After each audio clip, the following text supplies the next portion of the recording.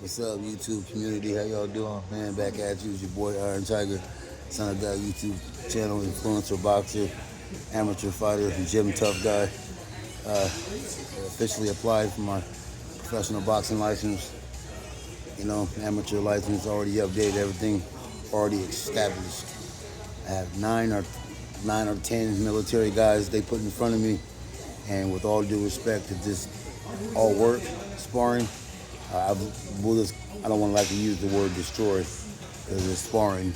Nobody really wins, but we'll just say looking good. I've looked good against every single one of them. So we are here to talk about Jake Paul versus Mike Tyson over the weekend. Man, what a fight, man. Much respect to Jake Paul for showing Mike Tyson so much love and respect. Uh, you can't blame the man, dude. I mean, he's in a fight. I mean, who's to tell Tyson he can't go out the way he want to go out? We know he was the baddest man on the planet. We know that already. We would not be in this predicament if Tyson was still in his prime and not 60 years old. I'm pretty sure Jake Paul knows that already too. That's not the point.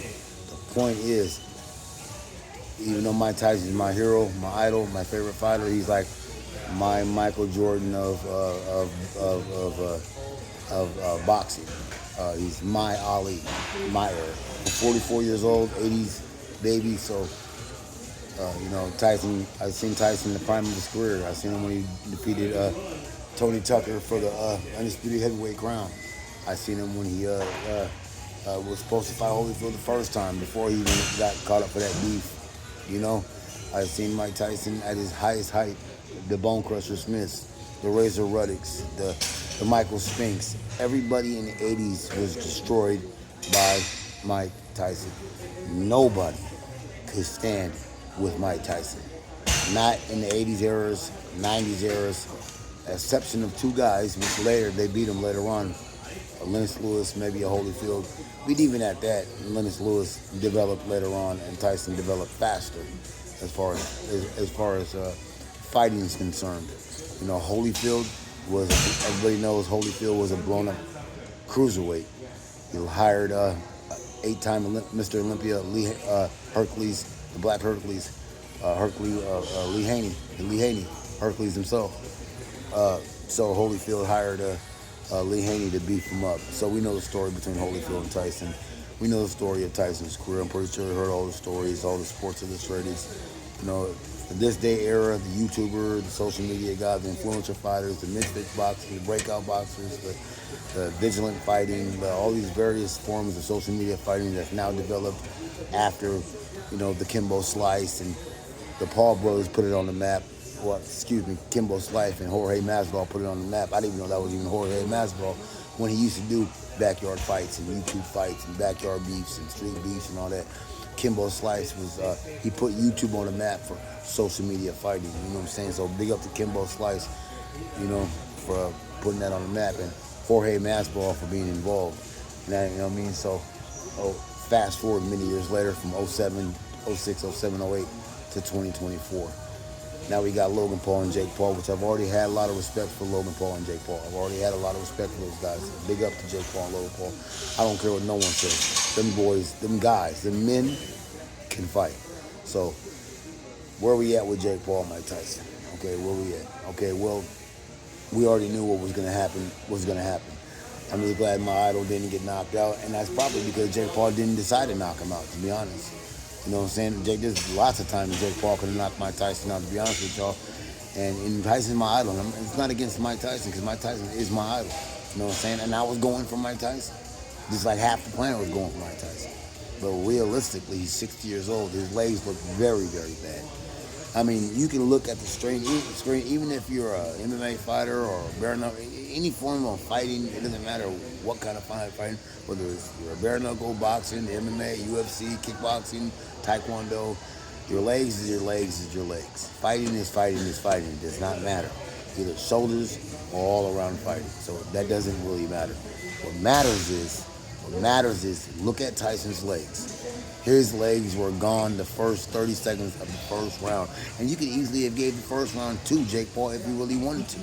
Because Jake Paul landed over there and right numerous times in the first round. The energy level, because that's what we're looking for, was Tyson. stylistically, punches landed, realistically, you could have easily gave that first round to Jake Paul too. And it's not. Tyson's my idol, man. You know what I'm saying? And I was rocking with Tyson all the way to the last round, 8th round. Seen it all. Me and my manager did. So the overhand right was landed by Jake Paul. The jab was landed. The energy level, the speed later on after round 2 all belonged to Jake Paul. He was just younger, man. So this probably the last time we see Mike Tyson on a big stage like this. I guarantee it's going to be the last time. He's 60 years old. Unless he does a rematch, which I don't want to see. I do not want to see against Jake Paul. I hope that does not happen. You know what I'm saying? Half the boxing community hopes that doesn't happen. But just like I told my manager, just like I've been telling everybody who listen, now everybody's going to be gunning for Jake Paul. Jake Paul is a very smart businessman. He knows what he's doing. Jake Paul knows what he's doing. He's smart. Logan Paul, they're smart. They know damn well they couldn't say, I'll kill you, Mike Tyson. Everybody Tyson in this prime. They know that. They're not stupid. You know what I'm saying? But let's not take nothing away from Logan and Jake Paul, too. I'm pretty sure they're not punks either. You know what I'm saying? Just the only thing that's different is the time. That's the only thing that changes. It's the skin complexion and the time. If you didn't see none of that, you would say, damn, those guys can fight. You know what I'm saying? But because it started off in Disney and various other forms of social media, this social media that, just like when Donald Trump came down from the escalator, if he wasn't rich, if he wasn't already a millionaire or a billionaire, we wouldn't have these discussions of everyone thinking he's racist. If he was just a good guy that just wanted to be president and make America first without being rich, you'd say, damn, that guy Donald Trump's a great guy, man. He's for America. But because he came down the escalators rich and already rich, and everybody assumes, because a lot of rich people carry that stigmata of arrogance, oh, he's racist, oh, he's this, oh, he's that, oh. The same thing with Jake Paul and Logan Paul. Oh, they can't fight. Oh, they don't have an amateur career. Oh, they wasn't in silver gloves. Oh, they wasn't golden gloves. Oh, they wasn't this. They don't have an amateur background. They only had one fight. Man, if you have a heart and 2 fists, you can fight.